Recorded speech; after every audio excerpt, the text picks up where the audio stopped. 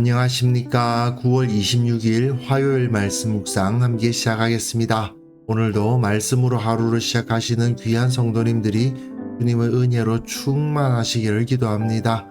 오늘 본문은 이사야서 27장입니다. 1절부터 13절 27장 전체를 함께 묵상할 거고요. 날마다 솟는 샘물에서는 26장 20절부터 나누어 놓았는데요. 26장 부분은 어제 함께 묵상을 했습니다. 오늘 27장의 내용을 통해서 하나님께서 마지막 승리를 허락하시는 모습을 확인할 수 있을 것 같습니다. 특별히 이사야서 24장부터 27장까지가 한 단락이고, 그리고 그 단락이 마무리된다는 것을 기억하시면서 말씀을 먼저 보시고 계속 묵상 이어나가도록 하겠습니다. 그날의 여호와께서 그의 견고하고 크고 강한 칼로 날랜 뱀 리워야단 곧 꼬불꼬불한 뱀 리워야단을 벌하시며 바다에 있는 용을 죽이시리라. 그날에 너희는 아름다운 포도원을 두고 노래를 부를지어다.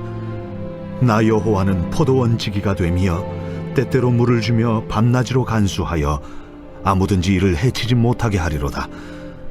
나는 포도원에 대하여 노함이 없나니 찔레와 가시가 나를 대적하여 싸운다 하자 내가 그것을 밟고 모아 불사르리라. 그리하지 아니하면 내 힘을 의지하고 나와 화친하며 나와 화친할 것이니라. 후일에는 야곱의 뿌리가 박히며 이스라엘의 움이 돋고 꽃이 필 것이라. 그들이 그 결실로 지면을 채우리로다. 주께서 그 백성을 치셨던들 그 백성을 친 자들을 치심과 같았겠으며 백성이 죽임을 당하였던들 백성을 죽인 자가 죽임을 당함과 같았겠느냐. 주께서 백성을 적당하게 견책하사 쫓아내실 때에 동풍 부는 날에 폭풍으로 그들을 옮기셨느니라. 야곱의 부리가 속함을 얻으며 그의 죄 없이 함을 받을 결과는 이로 말미암나니 곧 그가 제단의 모든 돌을 부서진 횃돌 같게 하며 아세라와 태양상이 다시 서지 못하게 함에 있는 것이라. 대저 견고한 성읍은 적막하고 거처가 황무하며 버림받아 광야와 같은즉 송아지가 거기에서 먹고 거기에 누우며 그 나무 가지를 먹어 없이 하리라. 가지가 마르면 꺾이나니 여인들이 와서 그것을 불사를 것이라. 백성이 지각이 없으므로 그들을 지으시니가 불쌍히 여기지 아니하시며 그들을 조성하시니가 은혜를 베풀지 아니하시리라. 너희 이스라엘 자손들아, 그날의 여호와께서 창이라는 하수에서부터 애굽 시내에까지 과실을 떠는 것 같이 너희를 하나하나 모으시리라. 그날에 큰 나팔을 불리니 아수르 땅에서 멸망하는 자들과 애굽 땅으로 쫓겨난 자들이 돌아와서 예루살렘 성산에서 여호와께 예배하리라.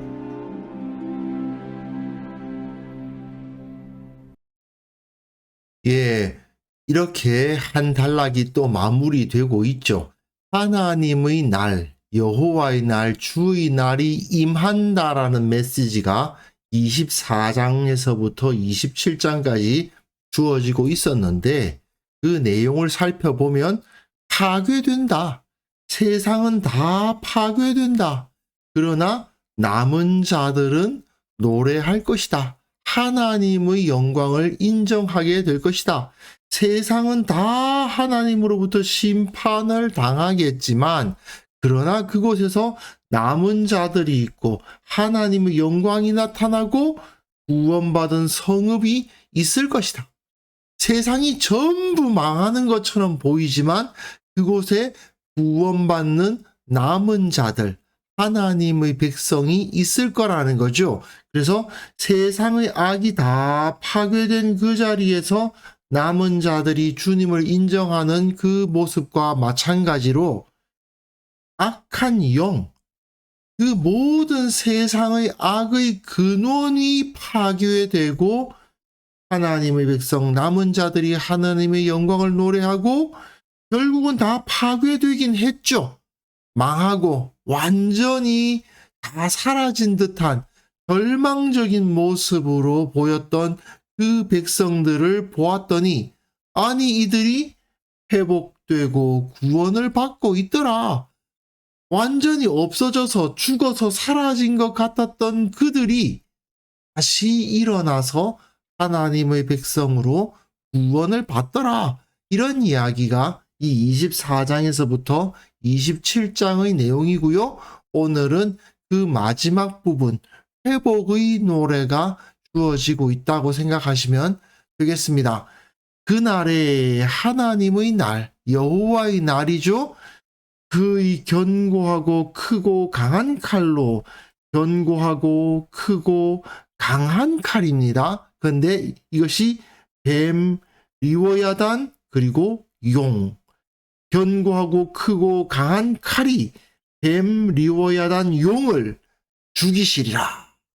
이 리워야단이 뭐냐 하는 문제가 생기는데요. 세상의 질서를 어지럽힌다고 하는 상상의 동물, 상상의 영적인 존재로 이 사람들이 받아들였던 것인데, 이사야가 실제로 그런 리워야단이 있다고 생각해서 이렇게 표현했다기보다는 이 리워야단을 벌하신다라는 표현을 통해서 세상의 죄악의 악의 근원을 잘라내신다. 세상의 모든 죄악의 근원을 파괴시키신다. 이렇게 선언하고 있는 것이죠. 하나님의 날에 하나님께서 벌하시고 죽이시는 사건이 일어나지만 사실은 그 벌하시고 죽이는 대상이 하나님의 백성 의인들이 아니고 이런 악의 근원이라는 겁니다. 그날에 너희는 아름다운 포도원을 두고 노래를 부를지어다. 그날에 벌하고 죽이는 일이 있겠지만 너희들은 아름다운 포도원에 있을 거다 이거죠. 하나님께서 포도원 시기가 되어주시고 물도 주시고 간수하시고 해치지 못하게 하시는 이스라엘의 하나님이 되실 겁니다. 하나님께서는 포도원에 대해서는 노하시지 않을 거예요. 찔레와 가시, 이게 바로 이스라엘을 대적했던 여러 주변 나라들을 상징하는 것이죠. 그 찔레와 가시가 나를 대적하여 싸운다 하자. 이스라엘을 공격하는 여러 나라들이 이스라엘을 대적한다기보다는 여호와 하나님을 대적하는 거죠. 이스라엘을 친다는 것은 곧 하나님을 대적하는 것이기 때문에 하나님께서 그들을 밟고 모아 불사르시는 일이 벌어질 겁니다. 그리하지 아니하면, 만약 그런 일이 없다고 하면 내 힘을 의지하고 나와 화친하며 나와 화친할 것이니라. 나와 화친하며 나와 화친할 것이라. 항복해라 이 말이죠.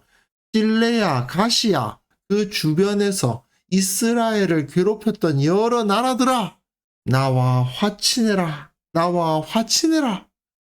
너 나한테 항복하지 않으면 다 불살라 버릴 것이다 라고 경고를 하시는 거죠. 그리고 후일에는 야곱의 뿌리가 박히며 이스라엘의 우음이 돋고 꽃이 필 것이라. 이스라엘이 결국은 우음이 돋고 꽃이 피어서 결실로 그 열매가 지면을 채우는 역사가 일어날 거다라고 하나님의 축복을 노래하는 겁니다. 분명히 리워야단을 벌하시고 용을 죽이시는 사건은 굉장히 두렵고 굉장히 위험한 전쟁과도 같은 그러한 사건을 의미할 것입니다. 하지만 그러한 고통의 세월을 하나님의 백성들은 이겨낼 수 있고 의인들은 믿음으로 말미암아 그 고통의 세월을 이겨낼 수 있고 결국은 이렇게 복을 누릴 거라는 말이죠. 그리고 하나님의 백성이라고 해서 고난을 당하지 않는 것은 아니라는 사실이 여기서 드러나고 있기는 합니다. 주께서 그 백성을 치셨죠. 주께서 그 백성을 견책하셨죠. 그런데 그 백성을 친 자들을 치심과 같았겠으며 죽임을 당하였던들 백성을 죽인 자가 죽임을 당함과 같았겠느냐.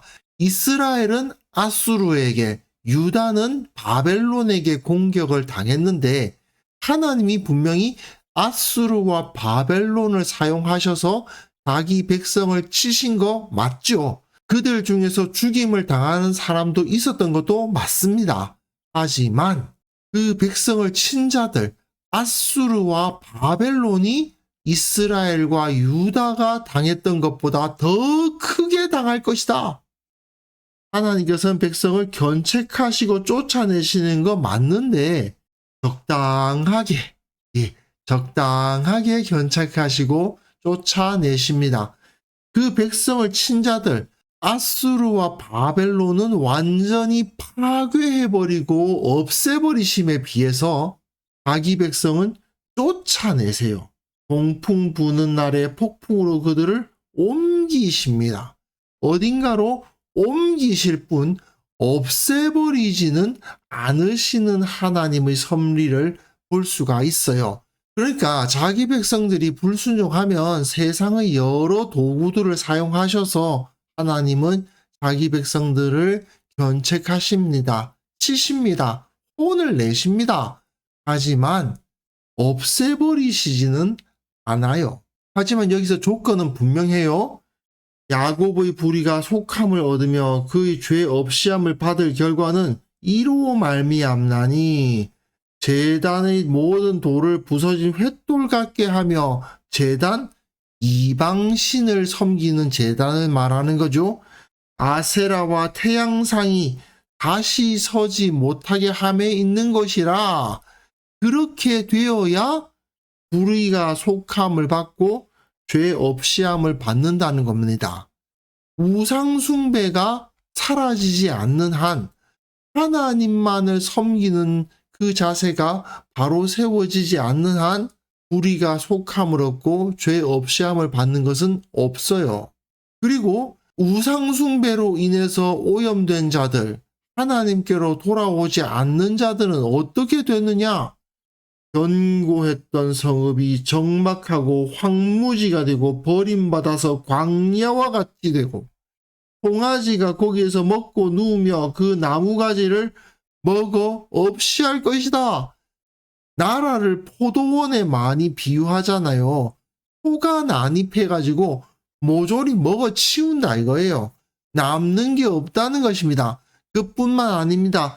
가지가 말라서 꺾어지고 여자들이 와서 불살라버린다. 땔감으로 쓴다 그 말이죠. 그 포도원, 그 나라가 유지되지 않는다는 것입니다. 이렇게 우상을 파괴하지 않으면, 하나님만을 섬기지 않으면 하나님의 불쌍히 여기심을 받지 못할 것이고 은혜를 받지 못할 것입니다. 왜요? 지각이 없어요. 하나님의 말씀을 알지 못해요. 하나님을 섬기려고 생각하지도 않아요. 그렇게 되면 하나님으로부터 용서함은 없습니다. 아무리 고통스럽다 하더라도 회개하고 주님께 돌아오는 자들에게는 분명 하나님의 회복하게 하시는 은총이 주어질 것이지만 그들이 우상을 파괴하고 하나님만을 섬기겠다고 결단하지 않는다면 이렇게 멸망할 수밖에 없다는 것이 정확하게 드러나고 있죠. 그리고 이제 마지막 선포가 주어집니다. 너희 이스라엘 자손들아 이렇게 되어 있는데 이건 1차적으로는 북이스라엘을 말하는 거예요. 이스라엘이 북이스라엘과 남유다로 나뉘었잖아요. 1차적으로는 이건 북이스라엘을 말하는 건데 거기서 의미가 끝나는 건 아니고 당연히 유다를 포함한 이스라엘 그리고 더 크게는 모든 하나님을 믿는 백성들에게 다 적용될 수 있는 말씀이겠죠. 여하튼 그날에 하나님의 날에 여호와께서 창이라는 하수에서부터 애굽 시내까지 과실을 떠는 것 같이 너희를 하나하나 모으시리라. 창이라는 하수란 말은 많은 경우에 나일강을 의미하지만 여기에선 나일강이 아니고 유프라테스 강을 말하는 겁니다. 유프라테스 강이 이게 유프라테스 강이죠. 이렇게 이어지는데 여기가 아수르의 본거지란 말입니다. 그리고 애굽 시내라는 것은 나일강에서부터 흩어져 나오는 조그마한 강들을 말하는 거죠.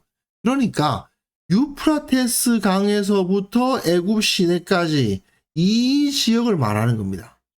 이 지역 전체가 당시 이스라엘 사람들로서는 그 주변에서 주무대예요. 자신들의 삶의 주무대가 되는 것이기 때문에 이 지역에서 아수르와 애굽을 포함한 이 지역에서 구원을 얻을 것이다. 그 말이죠.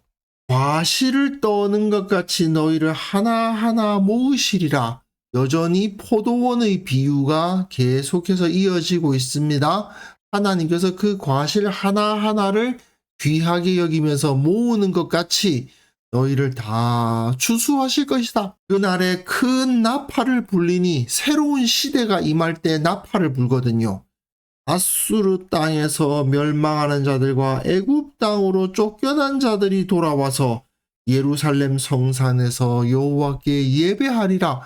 북이스라엘의 경우는 안과 베델에 금송아지를 두고는 그 금송아지를 섬겼죠. 하지만 그로 인해서 그들은 아수르에게 멸망하고 일부는 애굽으로 도망가는 일이 벌어졌습니다. 그러나 하나님께서는 저들을 회복시키셔서 예루살렘 성산에서 여호와 하나님께 온전한 예배를 드리게 될 거다라고 선포하고 있습니다. 이 아수르 지역과 이 애굽 지역으로 끌려갔던 수많은 사람들이 예루살렘으로 돌아와서 여기서 하나님을 온전하게 예배하는 날이 올 것이다. 자, 이사야서에서는 계속 이 이미지가 반복되죠. 심판이 주어지고 그 심판이 이루어졌을 때에 남은 자가 있어서 그 남은 자들이 구원을 받는다. 이거는 이사야서 전체를 통틀어서 계속 반복되는 이미지입니다. 오늘 본문에서도 마찬가지지 않습니까? 심판이 주어지고 그 가운데 구원이 나타난다는 것은 똑같습니다. 하지만 오늘 본문은 가만히 살펴보면 사실상 하나님의 심판은 뱀, 리워야단, 용과 같은 악의 근원과 우상 숭배를 하면서 하나님을 섬기지 않는 자들을 향하고 있는 거지. 하나님을 두려워하고 섬기는 자들, 의인들, 하나님의 백성들은 그 심판 앞에 놓이지 않지요. 하나님의 칼날은 절대로 의인을 향하지 않는다라는 것을 오늘 본문에서 확인할 수 있습니다. 하지만 현실적으로는 그렇지 않아 보이는 것이 사실입니다. 의인들도 하나님의 심판이 일어나는 그 과정 한가운데 있다 보니까 두려워할 수도 있고 어려움 당할 수도 있죠. 그 중에서도 가장 대표적인 분이 누구입니까? 예수님이십니다. 예수님은 그 엄청난 순환을 당하셨을 뿐 아니라 죽기까지 하셨어요. 아니, 그분은 의인이신데 하나님께서 의인을 지켜주시는데 어떻게 그렇게 억울한 죽음을 당하실 수 있는가 싶기도 하죠. 하지만 하나님의 보호하심의 범위, 그 보호의 섭리를 넘어서는 것은 존재하지 않습니다. 예수님께서도 그렇게 의롭게 사시다가 억울한 죽임을 당하신 것 같지만 결국은 그것을 통해서 온 세계 만물의 주인이 되신 것입니다. 그러니 당장은 어려워 보일 수 있고 당장은 고통스럽게 느껴질 수 있어도 그 모든 과정을 통해서 오히려 영광스럽게 하시고 오히려 더 강하게 하시고 오히려 더 풍요롭게 하신다는 것을 우리는 이 본문을 통해서 확인할 수가 있는 거죠. 우리가 이 믿음으로 이 사실을 받아들일 수 있었으면 좋겠습니다. 주님께서 사실은 보여주셨습니다. 그 모든 고난에도 불구하고 영광 받으시는 모습을 우리들에게 보여주시지 않았습니까? 마찬가지로 하나님께서는 우리에게도 똑같이 행하실 것입니다. 우리가 주님 앞에 온전한 회개를 해서 나의 모든 죄악을 떨친다면, 주님 앞에 거룩하게 의롭게 살기 위해서 노력하는 의인으로서 인정받는다면 절대 하나님의 칼날이, 하나님의 심판이 우리에게 임하지는 않는다는 것을 믿어야 되겠습니다.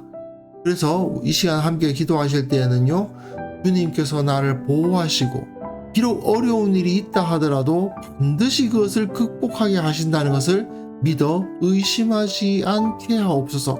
이러한 보호를 받는 성도들의 공동체가 이루어져서 서로에게 기쁨의 간증을 나누는 그런 공동체를 세우게 하옵소서. 함께 기도하는 시간 가졌으면 합니다.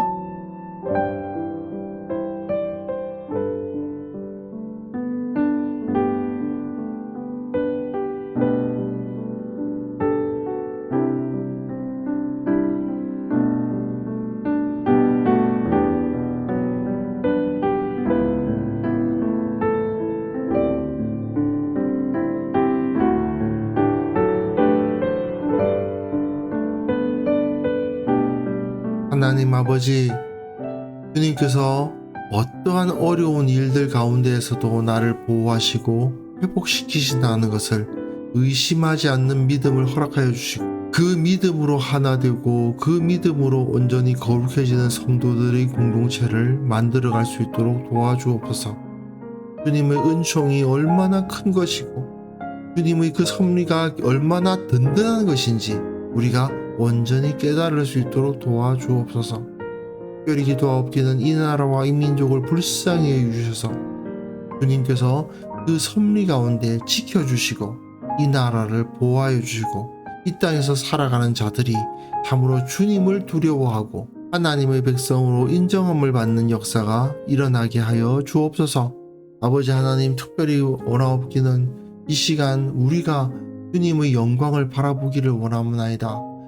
우리가 어떠한 상태에 있든지 간에 주께서 나를 보호하시고 주께서 나를 인도하신다는 사실을 확신하는 자들이 다 될 수 있도록 도와주시고, 오늘 하루 그 확신과 그 믿음으로 살아 결코 흔들리지 않고 오히려 이 세상을 이기고 이 세상을 정복하는 하루가 되게 하여 주옵소서. 모두가 강건하게 하시고 믿음으로 바로서게 하시고 더욱더 주님을 닮아서 어려움을 극복하고 오히려 주님께 영광을 돌리는 그러한 삶을 살아갈 수 있도록 주께서 지켜 보호하여 주옵소서. 감사를 드리옵고 예수님의 이름으로 기도합니다. 아멘.